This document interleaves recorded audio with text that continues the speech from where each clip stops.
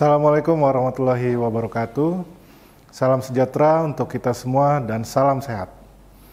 Pemirsa SJTV dalam program acara Ujar, apa kabar hari ini?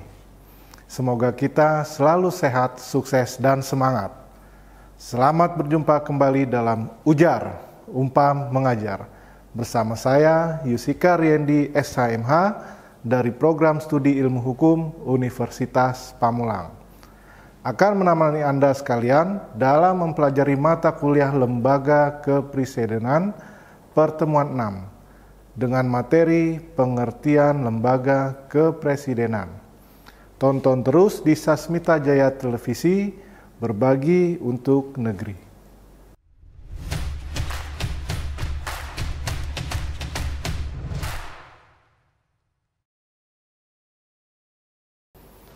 Pada pertemuan kali ini, saya akan menemani Anda sekalian untuk membahas mengenai hal-hal yang berhubungan dengan pengertian lembaga kepresidenan.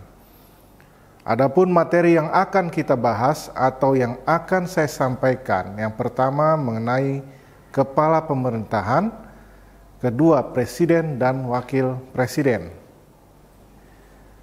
Oke, kita masuk yang pertama, kepala pemerintahan. Presiden adalah pimpinan tertinggi dalam suatu negara setelah rakyat. Presiden dipilih oleh rakyat agar menjalankan tugas-tugas negara dengan baik dan benar. Tanggung jawabnya cukup berat dan dapat dipertanggungjawabkan secara langsung hasil kinerja presiden kepada rakyat. Presiden dalam tanggung jawabnya terbagi menjadi dua, yaitu presiden sebagai kepala pemerintahan dan presiden sebagai kepala negara. Secara spesifik, ada perbedaan yang membedakan kinerja presiden di antara keduanya. Di sini kita akan bahas terlebih dahulu apa yang dimaksud dengan presiden sebagai kepala pemerintahan. Presiden sebagai kepala pemerintahan yaitu presiden sebagai kepala atau pimpinan pada sebuah pemerintahan atau kabinet. Dalam sistem parlementer, kepala atau pimpinannya adalah Perdana Menteri. Akan tetapi dalam pemerintahan presidensil atau monarki, pimpinannya adalah presiden atau seorang raja. Dalam sistem pemerintahan ini, presiden dibantu oleh wakil presiden dan dibantu oleh para menteri-menteri yang ditunjuk oleh presiden untuk mendampingi, membantu kinerja presiden dalam waktu kepemimpinannya, baik selama satu periode ataupun setengah periode, tergantung kebijakan presiden. Pada perjalanannya, presiden memungkinkan untuk melakukan reshuffle kabinetnya jika dianggap dalam kabinetnya membutuhkan perombakan agar kabinetnya berjalan efektif dan efisien menurut hak prerogatif presiden. Menteri yang sudah ditunjuk oleh presiden harus mengabdikan dirinya untuk kepentingan negara dan membantu kinerja presiden sesuai dengan visi dan misi yang sudah dijanjikan oleh presiden semasa kampanye. Selain menteri, presiden juga berhak mengajukan pejabat setingkat menteri baik penunjukan langsung oleh presiden dan juga atas persetujuan DPR berdasarkan undang-undang, seperti duta besar yang akan ditempatkan di luar negeri, kepala kejaksaan, Kapolri, Panglima TNI, dan lain-lain. Tugas presiden sebagai kepala pemerintahan yang diatur sesuai dengan Undang-Undang Dasar Republik Indonesia tahun 1945, diantaranya presiden memegang kekuasaan pemerintahan menurut Undang-Undang Pasal 4 Ayat 1, ya. Dengan dasar tersebut di atas bahwa presiden merupakan pemegang kekuasaan atas pemerintahan di Indonesia. Presiden dapat membentuk kabinet. Tujuan dibentuknya kabinet untuk menjalankan organ negara agar dapat dijalankan oleh pembantu presiden.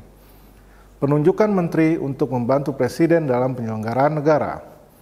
Presiden sebagai kekuasaan pemerintah berhak menunjuk siapapun yang ditunjuknya sebagai menteri, tentunya berdasarkan pertimbangan kemampuan yang dimiliki untuk bertanggung jawab pada bidang tertentu yang dibebankan tugas untuk melaksanakan amanat tersebut dalam waktu 1 periode selama 5 tahun.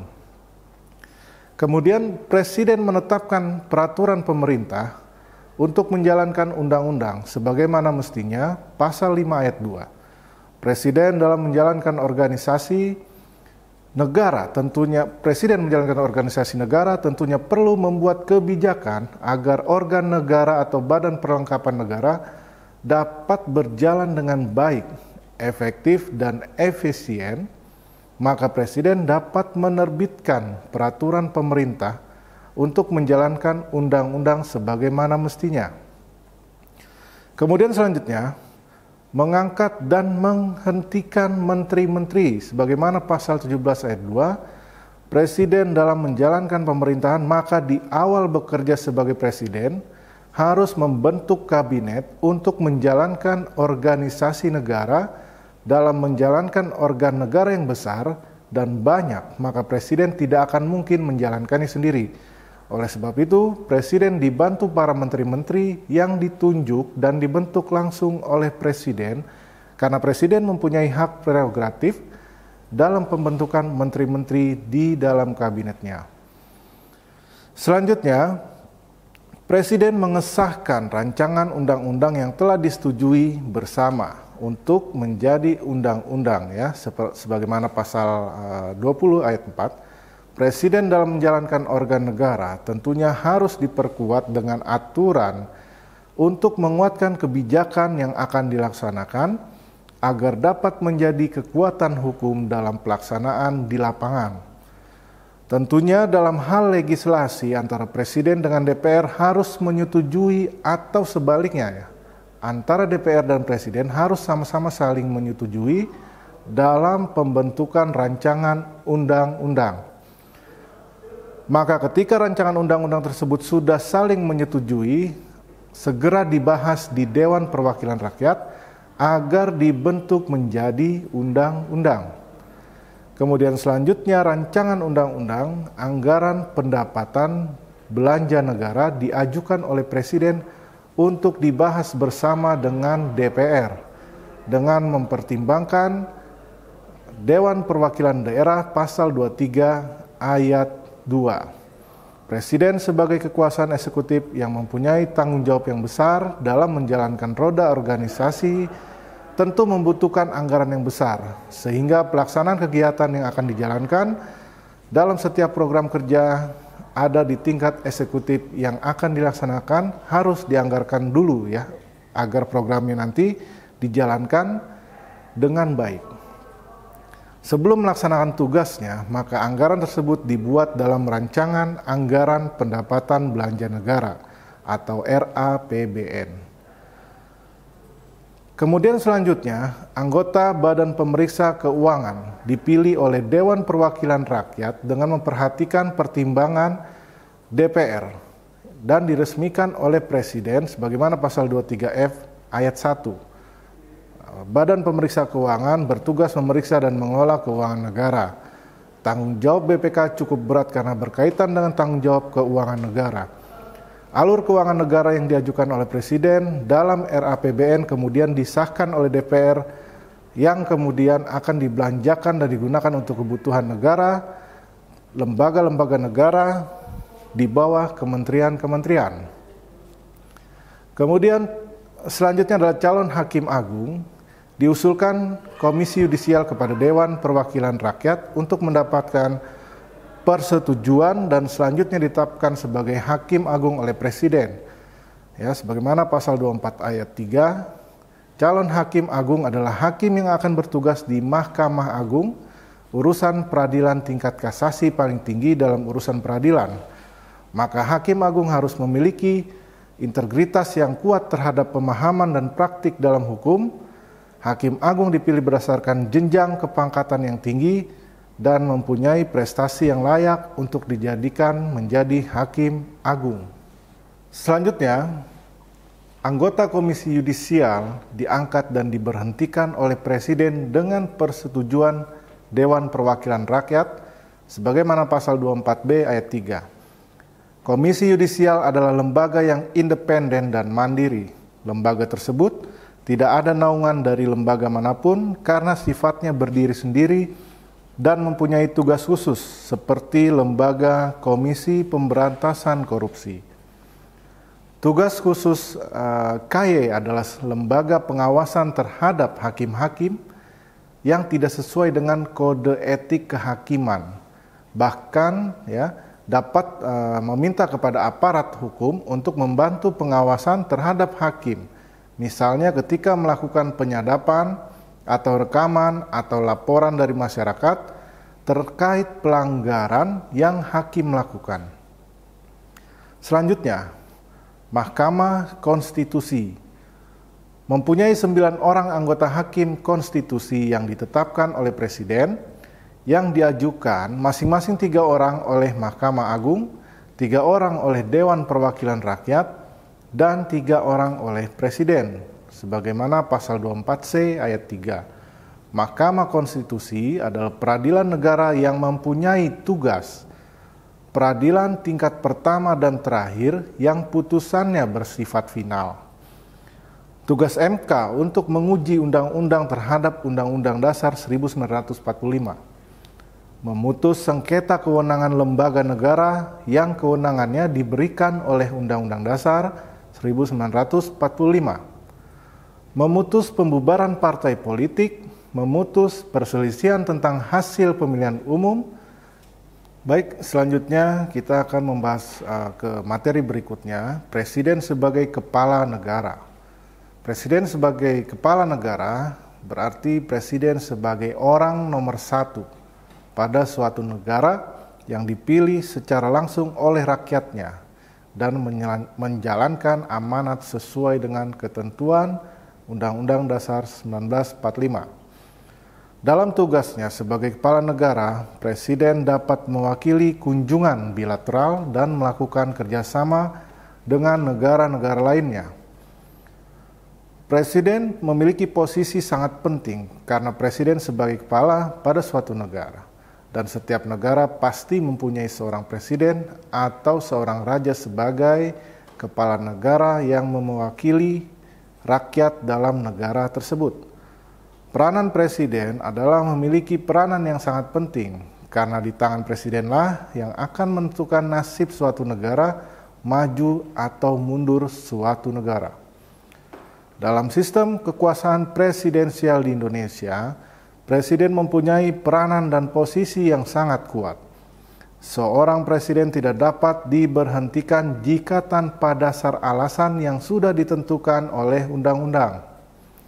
Kewenangan presiden sebagai kepala negara antara lain memegang kekuasaan yang tertinggi atas angkatan darat, angkatan laut, dan angkatan udara. Kemudian presiden dalam sistem kekuasaan kemiliteran adalah panglima tertinggi. Presiden mempunyai kekuatan dalam mengatur strategi keamanan, baik darat, laut, udara, dan hak menjaga perbatasan negara yang menjadi teritorial perbatasan dengan negara lainnya. Menyatakan perang, membuat perdamaian dan perjanjian dengan negara lain berdasarkan persetujuan Dewan Perwakilan Rakyat. Presiden sebagai kepala negara jika kondisi negara sedang tidak aman karena ancaman atau adanya intervensi oleh negara asing, maka presiden dapat mengumumkan atau menyatakan perang kepada seluruh warga negara Indonesia untuk melawan, berperang, membela negara. Membuat perjanjian internasional lainnya dengan persetujuan Dewan Perwakilan Rakyat. Negara termasuk bagian sangat kecil di tingkat hubungan internasional. Dunia ini terdiri dari banyak negara-negara yang terbagi dari 5 benua, di mana diantaranya adalah Asia, Afrika, Eropa, Amerika, dan Australia. Selanjutnya, menyatakan keadaan bahaya. Presiden sebagai kepala negara dapat mengumumkan keadaan negara baik dalam kondisi yang sangat baik atau sebaliknya. Kondisi tidak baik, semisalnya belum lama ini seperti pandemi COVID-19. Bisa dikatakan negara harus menciptakan sistem lockdown jika negara ini dikatakan dalam kondisi yang tidak baik. Serta fasilitas negara harusnya dapat memberikan bantuan terhadap para korban yang terdampak oleh COVID.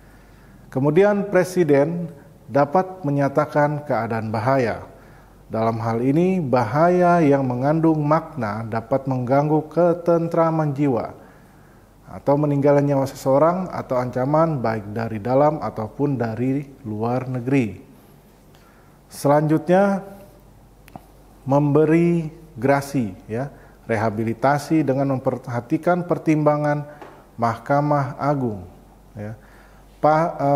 Maksud saya adalah dalam pertimbangan ini tentunya sesuai dengan pasal 14 ayat 1. Grasi dan rehabilitasi adalah hak Presiden atas pertimbangan Mahkamah Agung.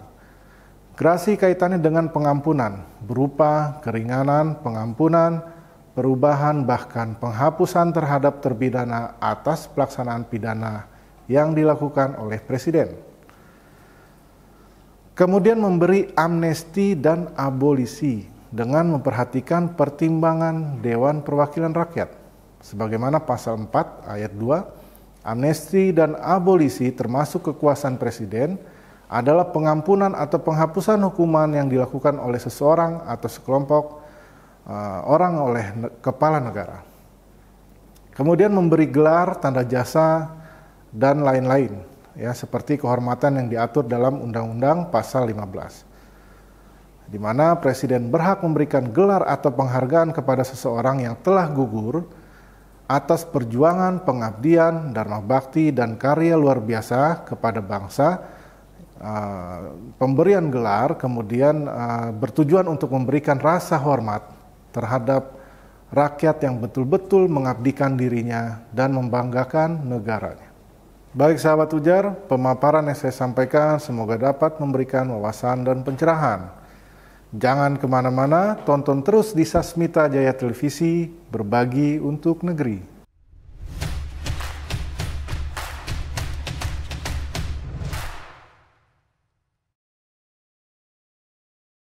Baik, setelah tadi kita membahas bersama tentang pengertian kepala pemerintahan Presiden dan Wakil Presiden, maka dapat kita simpulkan bahwa lembaga kepresidenan mempunyai peranan yang sangat penting dalam penyelenggaraan negara. Hal ini Presiden sebagai pimpinan dalam menjalankan roda pemerintahan. Presiden merupakan penentu baik dan buruknya pemerintahan yang dijalankan sesuai dengan amanat konstitusi. Kekuasaan Presiden merupakan kekuasaan yang sangat luas, dapat meliputi kekuasaan eksekutif, legislatif, dan yudikatif. Kemudian tugas dan peran Wakil Presiden adalah membantu Presiden saja. Tidak ada tugas khusus yang dibebankan oleh undang-undang terhadap Wakil Presiden. Wakil Presiden menjalankan tugas manakala ditugaskan oleh Presiden saja, atau dalam bahasa lain, Wakil Presiden sebagai ban serep atau pengganti pada saat Presiden berhalangan hadir. Wakil Presiden dipilih langsung oleh rakyat satu pasangan dengan Presiden, dilaksanakan dengan mekanisme pemilu secara demokratis. Maka Presiden dan Wakil Presiden tidak bertanggung jawab kepada Parlemen atau MPR dan DPR, akan tetapi bertanggung jawabannya langsung kepada rakyat semasa periode kepemimpinannya. Rakyat yang langsung menilai apakah kepemimpinannya dapat dilanjutkan di periode berikutnya, maksud saya, dan akan diganti. Jadi setelah nanti masyarakat menilai, maka di situ akan terjadi analisa oleh masyarakat. Kemudian, jika tidak sesuai dalam pelaksanaan realisasi janji-janji semasa kampanyenya, maka Presiden dan Wakil Presiden tidak bertanggung jawab kepada Parlemen. Akan tetapi pertanggungjawabannya langsung kepada rakyat semasa periode kepemimpinannya. Rakyat yang langsung menilai apakah kepemimpinannya dapat dilanjutkan lagi di periode yang akan datang. ataukah cukup 1 periode dikarenakan dalam kepemimpinannya tidak ada perubahan atau tidak sesuai dalam pelaksanaan realisasi janji-janji semasa kampanyenya. Presiden dan Wakil Presiden dalam masa kepemimpinannya dibatasi hanya 5 tahun, diberikan waktu dalam 1 periode dan dapat mencalonkan kembali pada periode berikutnya. Hak menjadi presiden dibatasi 2 periode menjadi 10 tahun secara umum dan maksimal.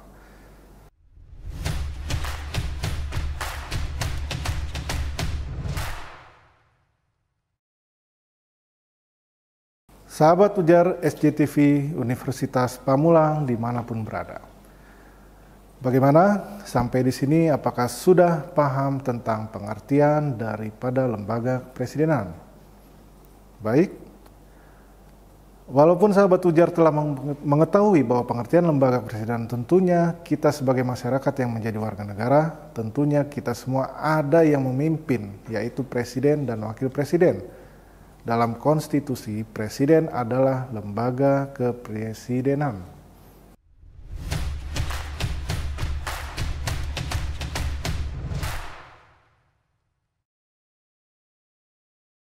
Demikianlah beberapa hal yang berkaitan dengan pengertian lembaga kepresidenan. Semoga dapat bermanfaat dan menambah wawasan sahabat ujar SJTV Universitas Pamulang dimanapun berada. Oke, tetap semangat dan jangan lupa patuhi protokol kesehatan, memakai masker dan selalu mencuci tangan sebelum dan setelah melakukan aktivitas. Selalu menjaga jarak. Salam sehat untuk kita semua dalam pemirsa ujar SJTV Universitas Pamulang. Sekian materi dan pembahasan pada kesempatan ini. Salam ujar. Wassalamualaikum warahmatullahi wabarakatuh.